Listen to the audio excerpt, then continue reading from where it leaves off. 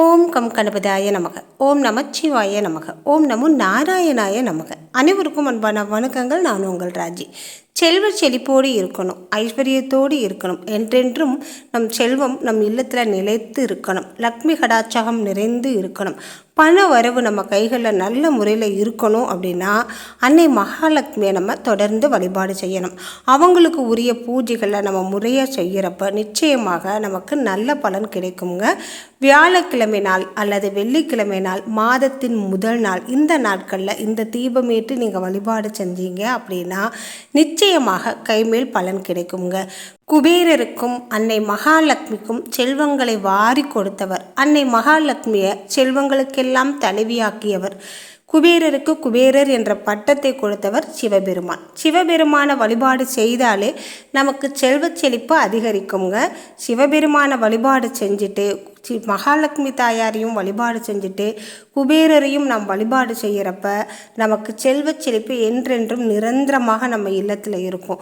குபேரர் வழிபாடு மட்டும் செஞ்சால் போதாது, அன்னை மகாலட்சுமியை மட்டும் வழிபாடு செஞ்சால் போதாது, சிவபெருமானையும் வழிபாடு செய்யணும். இந்த 3 பேரையும் நம்ம வழிபாடு செய்வதற்கு முன்பு முழு முதற் கடவுள் விநாயக பெருமானையும் வழிபாடு செய்யணும். அப்போ எப்படிங்க இந்த பூஜையை செய்யணும் அப்படின்னு கேட்டிங்கன்னா, வியாழக்கிழமை நாள் இந்த பூஜையை செய்யலாம், வெள்ளிக்கிழமை நாள் இந்த பூஜையை செய்யலாம், அல்லது மாதத்தில் முதல் நாள் இந்த பூஜையை செய்யலாம்.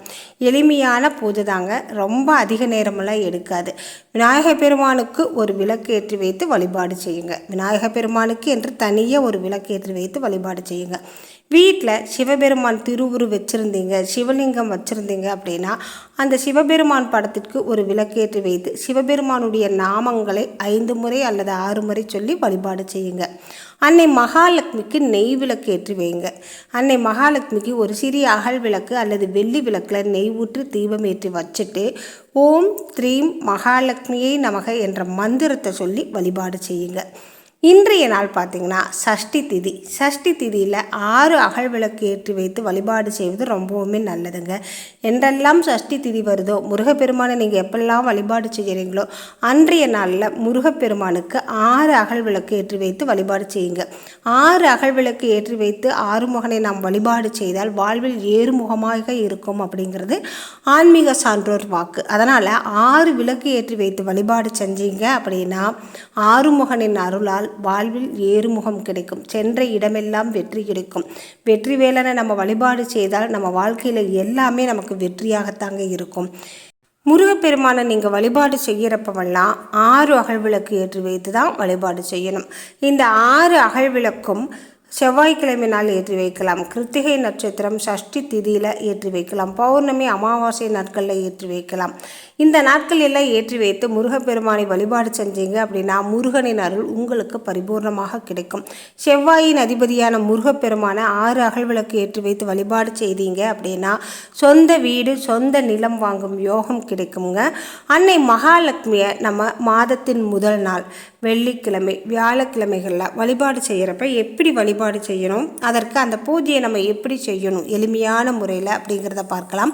நமக்கு எவ்வளவோ வேலைகள் இருக்கும், எவ்வளவோ சிரமங்கள் இருக்கும். இந்த வேலைகள் சிரமங்களுக்கு இடையில நம்ம செய்ய வேண்டியது ஒரு சிறிய தாம்பூலம் எடுத்துக்கோங்க, அதாவது பித்தளை தட்டு எடுத்துக்கோங்க.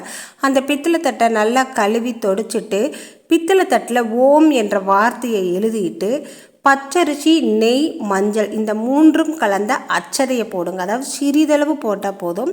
அந்த பித்தளை தட்டில் சிறிதளவு போட்டு அதன் மீது ஒரு அகல் விளக்கு வைத்து நெய் ஊற்றி பஞ்சு திரி போட்டு தீபம் ஏற்றி வைங்க.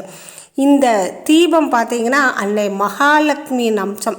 இந்த தீபம், அதாவது அச்சதை மேலே தீபம் எரியறது அப்படிங்கிறது மிகவும் ஐஸ்வர்யத்தை கொடுக்குங்க.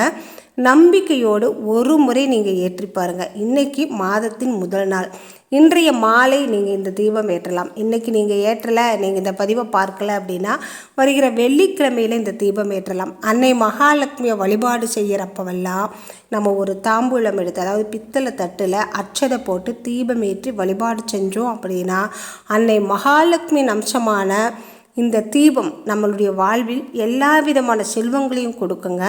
அச்சதை மேலே தீபமேற்றி வைக்கிறது அப்படிங்கிறது மகாலட்சுமியின் அம்சத்தை கொண்டது.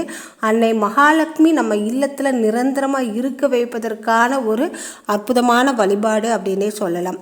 இந்த அச்சதை மேலே தீபம் ஏற்றி வைத்து நம்ம வழிபாடு செஞ்சோம் அப்படின்னா செல்வம் எல்லாம் நமக்கு நிறைந்து கிடைக்கும். பண வரவு நம்ம கைகளில் எப்போவுமே இருக்கும். நீங்கள் இந்த தீபம் ஏற்றி வச்சுட்டு பண வரவு எனக்கு நல்ல முறையில் இருக்கணும், பணம் எனக்கு நிறையா கிடைக்கணும், தொழில் நல்ல முறையில் இருக்கணும் அப்படின்னு வழிபாடு செஞ்சிங்கன்னா நிச்சயமாக அது நடக்குங்க. ஒரு முறை முயற்சி பண்ணி பாருங்கள். அந்த தீபமேற்றி வழிபாடு செய்துட்டு வர்ற நாட்களில் இருந்தே உங்களுக்கு பணவரவு அப்படிங்கிறது நல்ல முறையில் இருக்கும். வியாழக்கிழமை அப்படிங்கிறதால இன்று குபேரரை வழிபாடு செய்வதும் நல்லது, நிலைவாசலுக்கு பூஜை செய்வதும் நல்லது. நீங்கள் இதெல்லாம் எதுவும் செய்ய முடியல அப்படின்னாலும் ஒரு பித்தளை தட்டில் அச்சதை போட்டு தீபமேற்றி வைத்து வழிபாடு செய்யுங்க. இந்த ஒரு தீபத்தில் அத்தனை தெய்வங்களும் அமர்ந்து ஆசி வழங்குவதாக ஐதீகம். இந்த பதிவு உங்களுக்கு பிடிச்சிருந்தால் மறக்காமல் ஒரு லைக்கும் கமெண்ட்டு கொடுங்க. உங்கள் நண்பர்களுக்கும் உறவினர்களுக்கும் ஷேர் பண்ணி விடுங்க. மீண்டும் அடுத்த பதிவில் நம்ம பார்க்கலாம். நம்ம சேனலை இன்றைக்கி தான் பார்க்குறீங்க அப்படின்னா மறக்காமல் சப்ஸ்கிரைப் பண்ணிக்கோங்க.